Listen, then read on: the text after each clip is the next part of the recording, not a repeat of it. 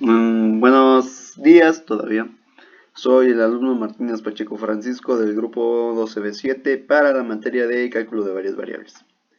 El tema de la clase del día miércoles fue coordenadas esféricas y coordenadas rectangulares en planos 3D.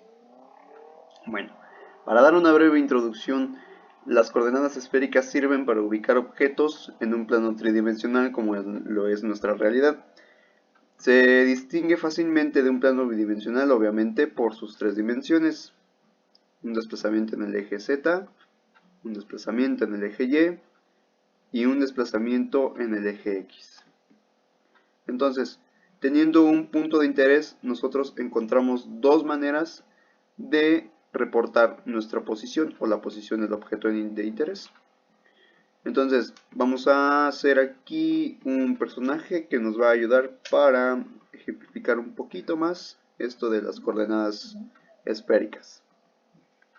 Vamos a dibujar aquí un tío.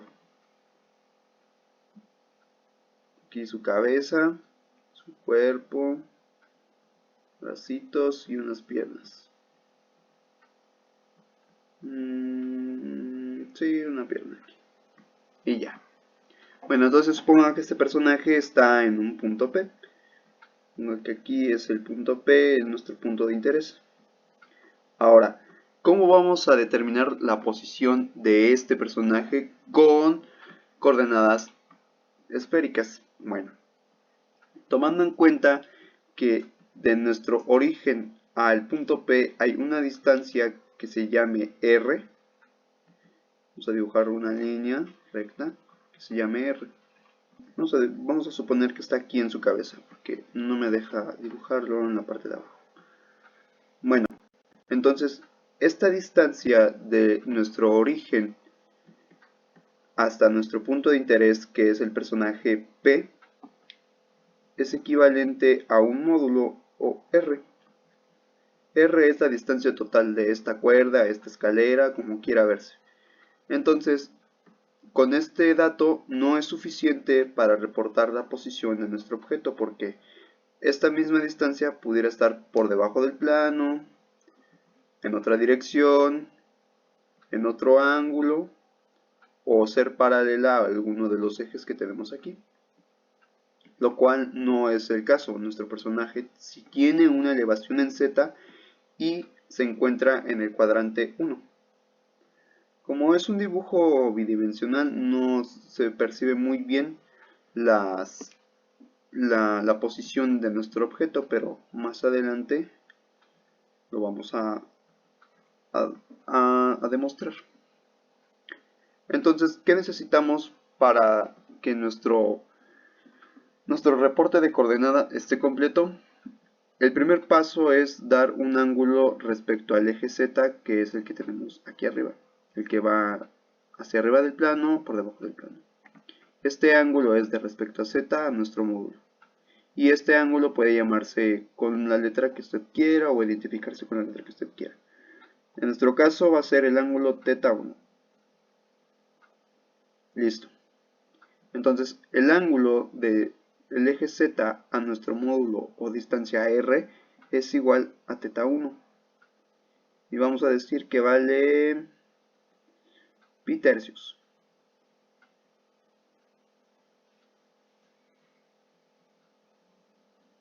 Ya está. Nuestro ángulo θ1 es igual a pi tercios. Esto es suficiente. Si fuera un plano bidimensional, sí, pero no estamos en un plano bidimensional, es uno tridimensional. Y colocar este único ángulo no nos da la suficiente información, porque podría ser que nuestro módulo estuviera al mismo ángulo, pero en dirección contraria, o hacia acá, o hacia este lado. Y no es cierto, nuestro personaje está de este lado. Y estos pudieran ser que tengan el mismo ángulo θ, pero no están en la misma dirección. Entonces nos falta un ángulo más. Como lo que no queremos es que nuestro ángulo, bueno, nuestra dimensión magnitud R, gire alrededor del eje Z, tenemos que encontrar un ángulo que le delimite ese desplazamiento.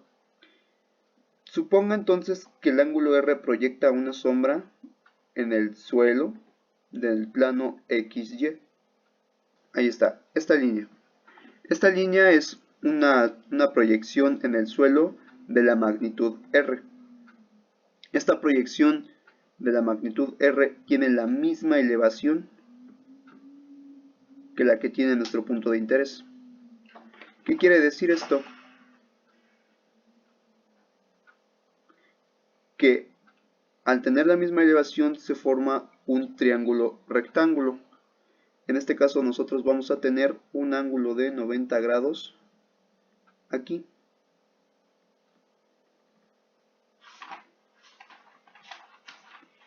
Este ángulo de 90 grados ya nos da mucha información. Entonces, lo que pudiéramos hacer es evaluar el ángulo que se encuentra en el suelo respecto a X. Porque esta magnitud, al ser una proyección de nuestra magnitud R, es equivalente a decir que es su posición, porque están en el mismo ángulo, ¿no?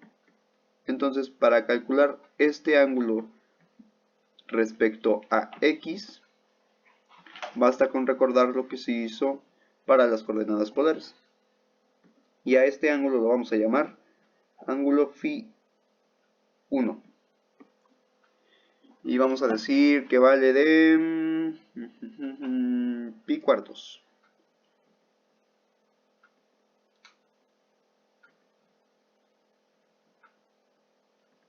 Listo. Entonces ahora nosotros ya podemos reportar esta posición de nuestro personaje. Porque ya está delimitado por un ángulo θ, por un ángulo Φ y obviamente por la magnitud del desplazamiento. Aquí, como ven, ya he anotado el desplazamiento total hasta el punto P. El ángulo de la distancia respecto al eje Z, que es de pi tercios, y la conversión para este caso a ángulos es de 60 grados.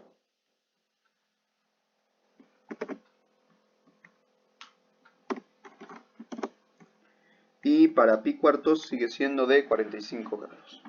Ángulo de la distancia respecto al eje de X sabemos que es Φ, y el ángulo de la distancia respecto al eje Z sabemos que es θ. De este modo reportamos correctamente nuestra posición en el plano tridimensional.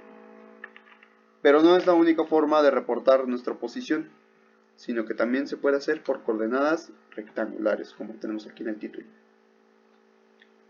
Para eso basta con conocer los tres datos de aquí. Con estos datos son suficientes para encontrar o descomponer nuestro vector desplazamiento R en un componente X, en un componente Y y en un componente Z. ¿Cómo se va a hacer esto? Lo veremos en otro video. Bueno, una nota importante, o bueno, al menos una conceptualización de qué es, por qué este nombre de coordenada esférica. Suponga que este módulo R o desplazamiento R funciona como un radio. Si está fijo en el origen y gira alrededor de este, ¿qué figura generaría? Generaría un círculo, ¿no?